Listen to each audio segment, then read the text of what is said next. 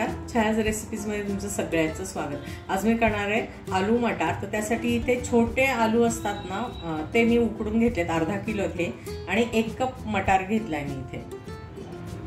इथे 2 मोठे कांदे घेतले, त्याची प्युरी करायची, 2 टोमॅटो आहेत त्याची प्युरी करायची, आणि आलं लसूण आणि कोथिंबीरचे देठ आहेत याची वेगळी प्युरी करायची आपल्याला, पेस्ट। याच्यामध्ये पॅन गरम झालाय, 2 पळी तेल घातलेले आहे। खडा मसाला नावाला टाकायचा आहे, 2-3 मिरी, लवंग, 1 मसाला वेलची आणि हे तमालपत्र वगैरे। याच्यामध्ये घालूया कांदे, 2-3 मिरी आणि 2-3 लवंग टाकलेत, 1 मसाला वेलची, तमालपत्र, आणि आता थोडंसं अर्धा चमचा मीठ टाकूया, म्हणजे कांदा पटकन परतला जाईल। थोडंसं जिरं टाकूया याच्यामध्ये। आता याच्यामध्ये आलं लसूण पेस्ट घातली आहे, थोडंसं कोथिंबीरचे देठ होते ते टाकले त्याच्यामध्ये, आणि त्या टोमॅटोच्या भांड्यात केल्यामुळे ते थोडंसं लालसर दिसत आहे। कांदा झाला की मग आलं लसूण पेस्ट परतून घ्यायची आहे चांगली याच्यामध्ये। आलं लसूण झालं परतून की मग टोमॅटो प्युरी टाकायची, आणि हे पण खूप चांगलं अगदी कोरडं होईपर्यंत आपल्याला परतून घ्यायचं आहे। आता हे परतून चांगलं कोरडं झालंय।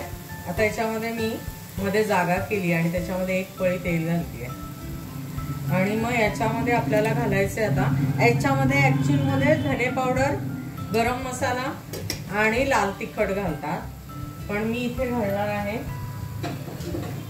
माझा घरचाच मसाला आहे, तो मी वापरणार आहे इथे।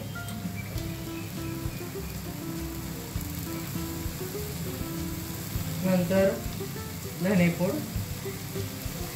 बटाटा आणि मटार आहे म्हणून हिंग, आणि हा गरम मसाला।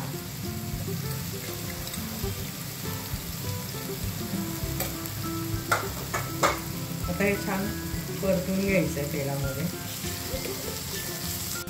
याच्यामध्ये हळद आणि तिखट आणि गरम मसाला घातला आपण, मसाला घालून, आणि मी चुकून हळदीच्या ठिकाणी धने पावडर म्हटली आहे, धने पावडर नाही घेतले। माझ्या गरम मसाल्यामध्ये धने आणि गरम मसाला असतो, त्यामुळे मी ते टाकलाय, आणि घरचा मसाला टाकला। आता ते परतून झालं, याच्यामध्ये 1 कप मटार आता परतून घ्यायचा। मटार परतून घेतले ना म्हणजे पटकन शिजतात, तरी पण परतून घ्यायचे ते तेलामध्ये वगैरे।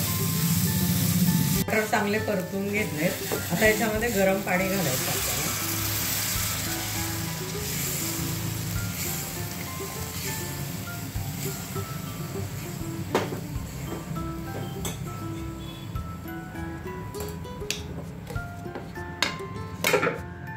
आता याच्यामध्ये हे 1 शिट्टी घेतलेले आहे, बटाटे घालायचे, आणि वरून घालायचे कोथिंबीर, आणि याला चांगली उकळ काढून घ्यायची। मग अशी अर्धा चमचा मीठ घातलेलं म्हणून परत आता थोडंसं वरती मीठ घालायचंय, आणि याला चांगली उकळ काढून घ्यायची। बटाटे उकडलेलेच आहेत, थोडंसं शिजून घ्यायचं याच्याबरोबर। हे इतकं पातळ करायचं, खूप पण नाहीये, आणि अजून थोड्या वेळाने हे थंड झालं की अजून गाढ होणार आहे। भाजी आपली झालेली आहे, याच्यावरती कसुरी मेथी टाकायची, आणि थोडं झाकून ठेवायचं, छान फ्लेवर येईल त्याला। 10 मिनिटं झाकून ठेवायची आहे की आपली ही आलू मटार भाजी तयार आहे। नक्की ट्राय करा, खूप छान आणि सोपी आणि मस्त लागते अगदी।